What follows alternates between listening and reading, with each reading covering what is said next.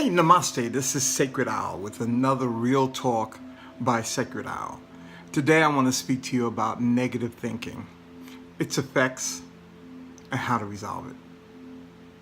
Very quickly, before I get started, just do a little experiment to you. Let me give you some suggestive things to do. So just close your eyes very quickly, and I'd like you to visualize, sense, or feel these three things: a butterfly, the full moon, an orange circle. Open your eyes. What just happened is I gave you suggestions to look at something, and you looked at it, but you didn't invest yourself into it. You may be wondering, why am I asking you to do these things? Well, I'll tell you as the video goes on. But I gave you full moon, an orange circle, and a butterfly. Now what happens is when we get a thought, and these are thoughts that I suggested to you. When we get a thought, we now need to kind of figure out what the thought means.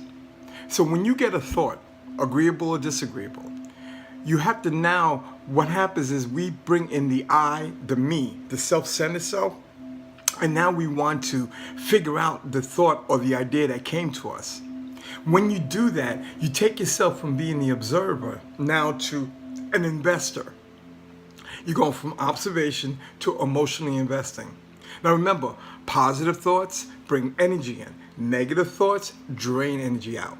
Positive thoughts bring energy in. Negative thoughts drain energy out. So when you get an opportunity to look and observe an idea or thought, now when you start to try to resolve it and you can't get a solution, now it has become a negative thought because the I self, the self-centered self, the me self wants to fix it. And I'm not saying that you're being egotistical. I'm just simply saying that this is the habit that we're into. This is what we're taught growing up. This is what we practice. Let's figure this out.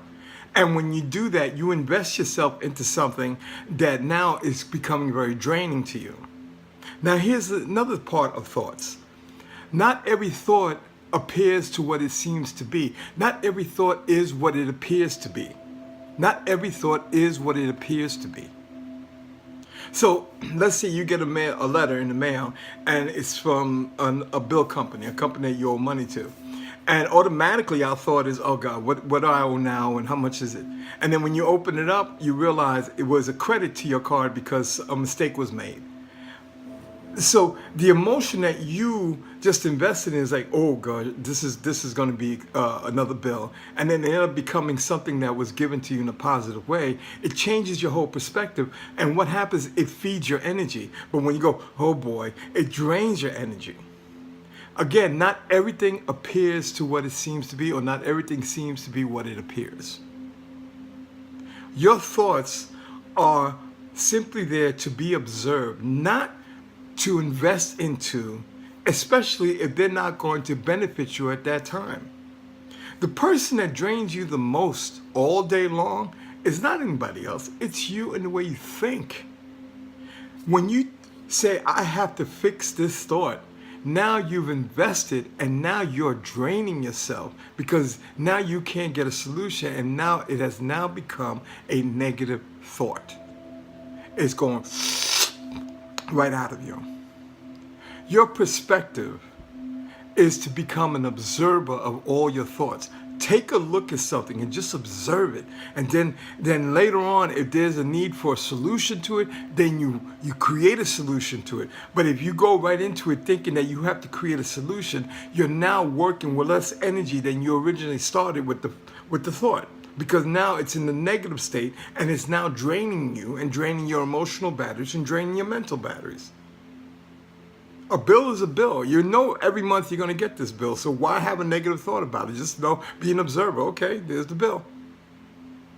Why worry about it? You can't worry about something you can't fix. Why put energy into it? Because all it's doing is just draining you. And then here, if that drains you, and another thought drains you, another thought drains you, then here comes your kid and says, Mommy, can I get her? And you go, blah! Because you fire breathe on that child because you're already drained, and this child is just asking you, or somebody's asking you for a favor, and he's like, I cannot give any more energy. Well, who's the person that drained you? Your thinking. Negative thoughts are something that you don't have to get stuck into. What you have to become is an observer of all your thoughts, and then decide what you're going to do with it after you've observed them. if you want to. You don't even have to decide anything. Your thoughts are yours. Become an observer. Get the ego out of it. Don't try to resolve it. And most important, everything does not appear what it seems to be, or everything doesn't seem to be how it appears. The Sacredowl, peace, love, happiness.